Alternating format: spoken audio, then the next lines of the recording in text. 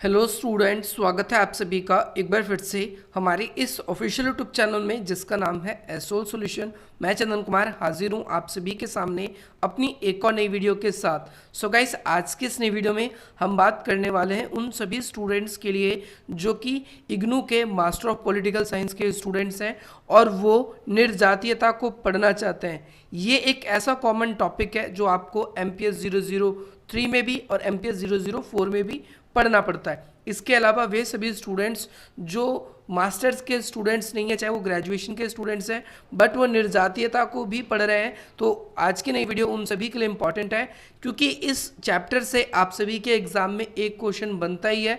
तो आप लोगों को निर्जातीय अच्छे तरीके से समझना है और इसकी कई धारणाएं, कई अवधारणाएं या भारत के संदर्भ में इसके बारे में आपसे बार बार पूछा जाता है, तो हम विशेष तौर पर उसके बारे में भी हम बात करेंगे।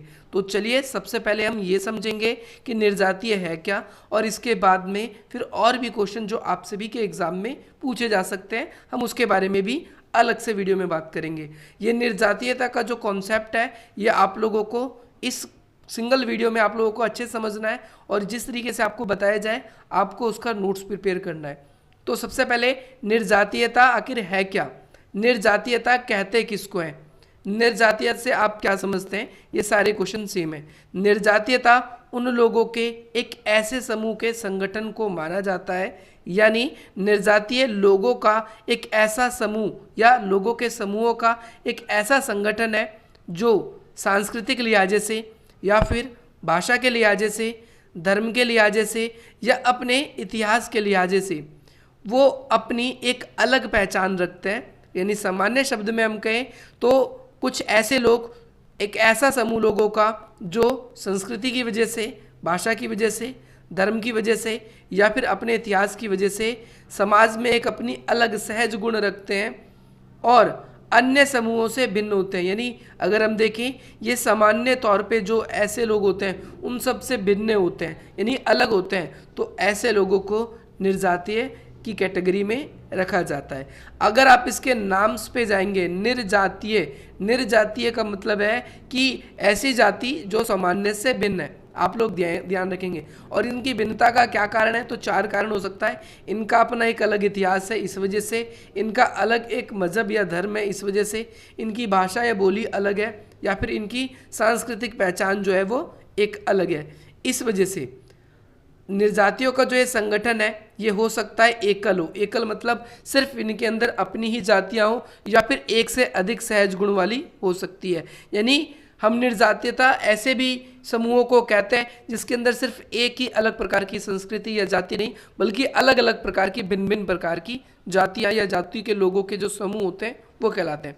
उदाहरण के लिए, जैसे हमने अपने समाज में कुछ लोगों को देखा, कुछ भाषा के हिसाब से निर्जातीय है, कुछ धर्म के हिसाब से, कुछ जाति के हिसाब से, कुछ जनजाति के आधार पर इन्हें लामबंद किया गया है। लामबंद का मतलब क्या होता है, इन्हें माना गया है। आप लोग इस चीज़ को ध्यान रखेंगे।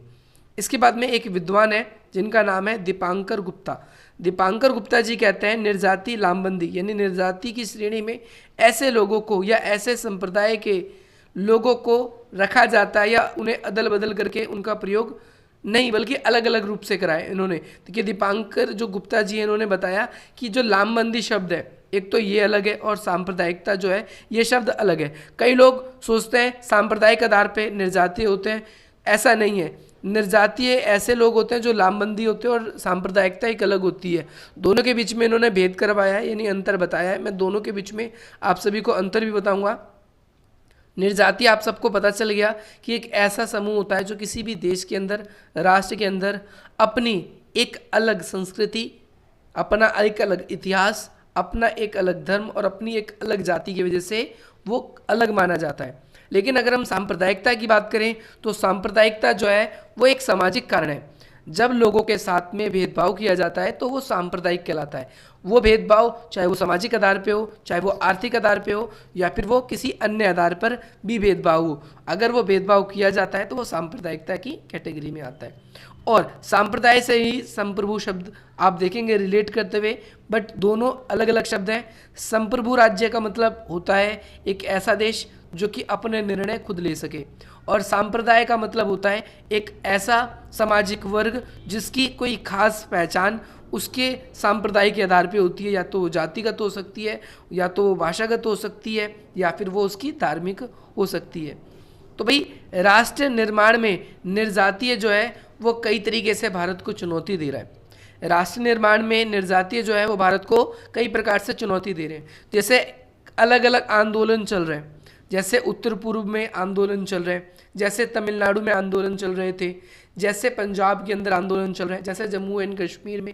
तो ये स्वायत्त आंदोलन की मांग करते हैं, राष्ट्र राज्य के लिए इसलिए खतरा बन जाते हैं क्योंकि इनकी कुछ मांगे होती हैं। स्वायत्त मांगे मतलब विशेष मांगे, या तो ये पूरे देश से अलग ही होने की बात करते हैं, या फिर ये कहते हैं कि अगर हमारे देश में भी रखा जाए तो हमारे लिए कुछ विशेष प्रावधान कर दिया जाए। दूसरा है पृथक राष्ट्र की मांग, जैसा कि मैंने बताया।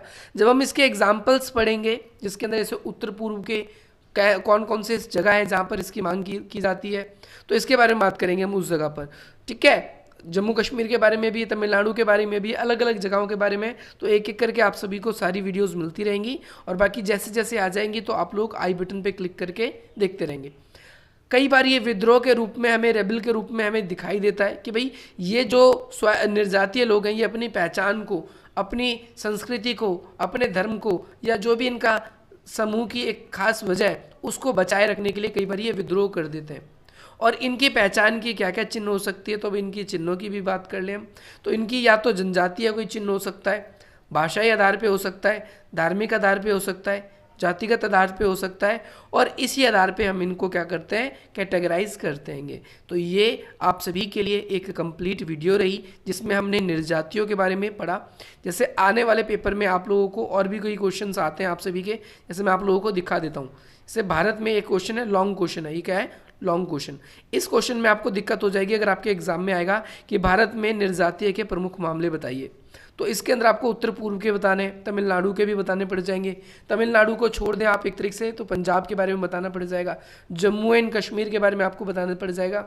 और कई बार क्वेश्चन आप लोगों के लिए डायरेक्टली उत्तर पूर्व के ऊपर भी बन जाता है कि भाई उत्तर पूर्व में देखो क्वेश्चन क्या बनेगा, उत्तर पूर्व भारत में निर्जातीय के मुख्य मसले क्या है, क्या मुख्य समस्या रही है, उसको बताइए। तो वो क्वेश्चन हम अपनी एक अलग वीडियोज़ में देखेंगे। आप लोगों के लिए ये बेटर रहेगा कि मैं उत्तर पूर्व के लिए एक अलग वीडियो बनाऊंगा, तमिलनाडु की प्रॉब्लम्स के लिए एक अलग बनाऊंगा, इसके अलावा पंजाब की प्रॉब्लम के लिए और जम्मू एंड कश्मीर सभी की प्रॉब्लम के लिए अलग अलग वीडियो बनाऊंगा। और इसके अलावा जितने भी इंपॉर्टेंट क्वेश्चन हैं आप सभी के लिए अपलोड होते जाएंगे। आज क्योंकि अब आपके एसवाल के स्टूडेंट्स के एग्जाम खत्म हो गया तो आपको बाकी वीडियोस भी मिलती रहेगी। आप इस चैनल को सब्सक्राइब करें, अधिक से अधिक मित्रों तक शेयर करें। चलिए मिलते हैं हम आपसे अपनी अगली वीडियो में। जय हिंद, जय भारत।